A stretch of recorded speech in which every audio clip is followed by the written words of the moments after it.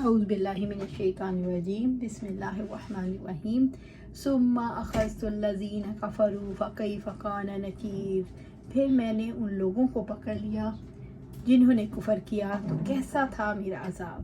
سورۃ فاطر آیا 26۔ ثم اخذت الذین کفروا، پھر میں نے ان لوگوں کو پکڑ لیا جنہوں نے کفر کیا، جن لوگوں نے ظلم کی وجہ سے رسولوں کی دعوت کا انکار کیا، اللہ تعالیٰ کی آیت کو جھٹلایا، انہیں اللہ تعالیٰ نے طرح طرح کے عذابوں میں پکڑ لیا۔ کیف کان نکیر، تو کیسا تھا میرا عذاب۔ دیکھو ان لوگوں کے لیے میری سزا کتنی سخت تھی۔ رب العزت نے وعید سنا کر تنبیہ کی، نبی صلی اللہ علیہ وسلم کو جھٹلانے سے بچو ورنہ تم پر بھی وہی عذاب آ جائے گا جو ان پر نازل ہوا۔ الم تر ان اللہ انزل من السماء ماء، سورۃ فاطر آیا 27۔ الم تر ان اللہ انزل من السماء ماء، کیا آپ نے نہیں دیکھا کہ یقیناً اللہ تعالیٰ نے آسمان سے پانی اتارا۔ رب العزت نے اپنی قدرت کاملہ کی طرف توجہ دلائی کہ کس طرح اللہ تعالیٰ نے رنگ رنگ کی چیزیں پانی سے پیدا کی، جس کو وہ بارش کی صورت میں آسمان سے اتارتا ہے۔ فَأَخْرَجْنَ بِهِ ثَمَرَاتٍ مُخْتَلِفًا أَلْوَانُهَا، پھر ہم نے اس کے ساتھ کئی پھل نکالے جن کے رنگ مختلف ہیں۔ ایک ہی پانی سے مختلف رنگوں کے پھل پیدا کرنا، جن کے ذائقے، جن کی شکلیں، جن کی خوشبوئیں اور جن کے اثرات بھی مختلف ہیں۔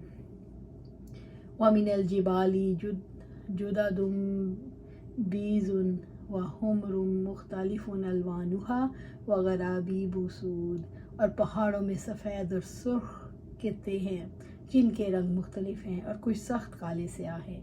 رب العزت نے رنگ رنگ کے پہاڑ پیدا کیے جو زمین کی میخیں ہیں۔ یہ پہاڑ ایک دوسرے سے اس طرح ملے ہوئے ہیں گویا وہ ایک ہی پہاڑ ہو۔ ان کے رنگ مختلف ہیں، ان میں سفید، سرخ، سیاہ رنگ کی دھاریاں ہیں۔ وَمِنَ النَّاسِ وَالدَّوَابِّ وَالْأَنْعَامِ مُخْتَلِفٌ أَلْوَانُهُ كَذَلِكَ إِنَّمَا يَخْشَى اللَّهَ مِنْ عِبَادِهِ الْعُلَمَاءُ إِنَّ اللَّهَ عَزِيزٌ غَفُورٌ، اور اسی طرح انسانوں اور جانوروں اور مویشیوں کے رنگ بھی مختلف ہیں۔ در حقیقت اللہ تعالیٰ کے بندوں میں صرف علم رکھنے والے ہی سے ڈرتے ہیں، یقیناً اللہ تعالیٰ سب پر غالب، بے حد بخشنے والا ہے۔ سورۃ فاطر آیا 28۔ وَمِنَ النَّاسِ وَالدَّوَابِّ وَالْأَنْعَامِ، اور اسی طرح انسانوں اور جانوروں اور مویشیوں میں، یعنی جانوروں، انسانوں اور مویشیوں میں سے کوئی سفید، کوئی سرخ اور کوئی کالا ہے۔ مختلف الوانہ کذالک، اسی طرح رنگ بھی مختلف ہیں، جیسے پھلوں، پہاڑوں اور ان کے راستوں میں اختلاف ہے، اسی طرح انسانوں، جانوروں اور مویشیوں کے رنگوں میں بھی اختلاف ہے۔ رنگوں کا تفاوت اللہ تعالیٰ کی قدرت کی دلیل ہے، اس کی حکمت اور رحمت ہے کہ اس نے مخلوقات میں تفاوت رکھا جس کی وجہ سے لوگ ایک دوسرے کو پہچانتے ہیں۔ انما یخشی اللہ من عبادہ العلماء، در حقیقت اللہ تعالیٰ کے بندوں میں صرف علم رکھنے والے ہی اس سے ڈرتے ہیں، یعنی اللہ تعالیٰ سے ڈرنے کا حق علم والے ہی ادا کرتے ہیں۔ جو اللہ تعالیٰ کی جتنی زیادہ معرفت رکھتا ہے اتنا ہی زیادہ اس کے اندر اللہ کا خوف ہوتا ہے۔ علم والا وہ ہے جو اللہ کی حرام کردہ چیزوں کو حرام سمجھے اور اس کے حلال کو حلال سمجھے۔ علم والا وہ ہے جو اللہ تعالیٰ کے احکامات کو یاد رکھے اور یقین رکھے کہ اس سے اس کے اعمال کی باز پرس کی جائے گی۔ جو شخص سب سے زیادہ اللہ کی معرفت رکھتا ہے وہ سب سے زیادہ اللہ سے ڈرتا ہے۔ خشیت الہی گناہوں سے باز رہنے اور اللہ سے ملاقات کی تیاری کرنے کی موجب بنتی ہے۔ یہ آیت کریمہ علم کی فضیلت کی دلیل ہے، کیونکہ علم انسان کو خشیت الہی کی طرف دعوت دیتا ہے۔ خشیت الہی کے حامل لوگ اللہ تعالیٰ کی طرف سے اکرام و تکریم کے اہل ہیں، جیسا کہ اللہ سبحانہ تعالیٰ فرماتے ہیں اللہ تعالیٰ ان سے راضی ہو گیا اور وہ اس سے راضی ہو گئے۔ یہ اسی شخص کے لیے ہے جو اپنے رب سے ڈر گیا۔ سورۃ البینہ آیا 8۔ جس کے عالم کے اندر اللہ تعالیٰ کا ڈر نہیں، جس عالم کے اندر اللہ کا ڈر نہیں، وہ صحیح علم اور اس کی حقیقت کو پانے سے محروم ہے۔ ان اللہ عزیز غفور، یقیناً اللہ تعالیٰ سب پر غالب، بے حد بخشنے والا ہے۔ اللہ تعالیٰ کمال درجے کا غلبہ رکھنے والا عزیز ہے۔ اس نے متضاد مخلوقات کو ایک ہی مادی یعنی پانی سے پیدا کیا۔ اللہ تعالیٰ توبہ کرنے والوں کے گناہوں کو بخشنے والا الغفور ہے۔ اللہ تعالیٰ نے اپنی صفت عزیز کے توسط سے یہ واضح کیا، وہ گناہ گاروں کو سزا دینے پر قدرت رکھتا ہے۔ وہ العزیز ہے لیکن اس کے باوجود توبہ کرنے والوں کے گناہ معاف کر دیتا ہے، اس لیے کہ وہ الغفور ہے۔ ان الذین یتلون کتاب اللہ واقاموا الصلاۃ وانفقوا مما رزقناہم سرا وعلانیہ یرجون تجارۃ لن تبور۔ یقیناً وہ لوگ جو اللہ کی کتاب کی تلاوت کرتے ہیں اور نماز قائم کرتے ہیں، جو کچھ ہم نے انہیں عطا کیا اس میں سے چھپے اور کھلے خرچ کرتے ہیں، وہ ایسی تجارت کی امید رکھتے ہیں جو ہرگز برباد نہیں ہوگی۔ سورۃ فاطر آیا 29۔ ان الذین یتلون کتاب اللہ، یقیناً جو لوگ اللہ کی کتاب کی تلاوت کرتے ہیں، یعنی جو لوگ قرآن مجید کی تلاوت میں مطابقت کرتے ہیں، یعنی ان کے اوامر میں اس کی اطاعت کرتے ہیں، اس کے نواہی سے رک جاتے ہیں، اس کی دی ہوئی خبروں کی تصدیق کر کے انہیں اپنا عقیدہ بناتے ہیں اور ان اقوال کو پسند نہیں کرتے جو اس کی مخالفت کرتے ہیں، اس کے معنی اور غور و خوض اور ان کے فہم کے حصول کی خاطر اس کے الفاظ کی تلاوت کرتے ہیں۔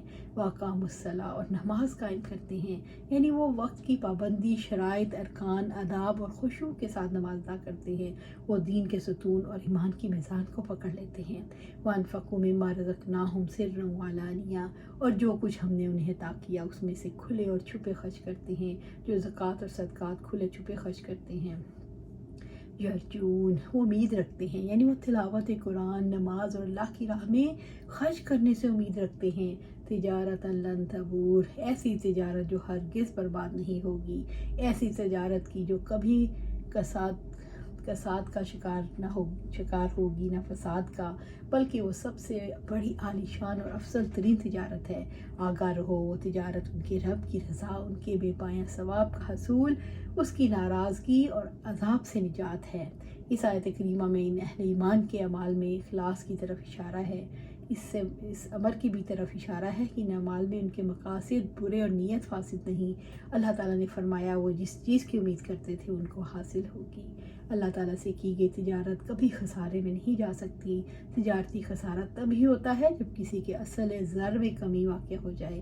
اللہ تعالیٰ کے خزانوں میں کمی نہیں، وہ جو چاہے عطا کر سکتا ہے، وہ اعمال صالح پر پورا اجر عطا فرمائے، اس لیے اس سے کی گئی تجارت میں خسارے اور کمی کا امکان نہیں۔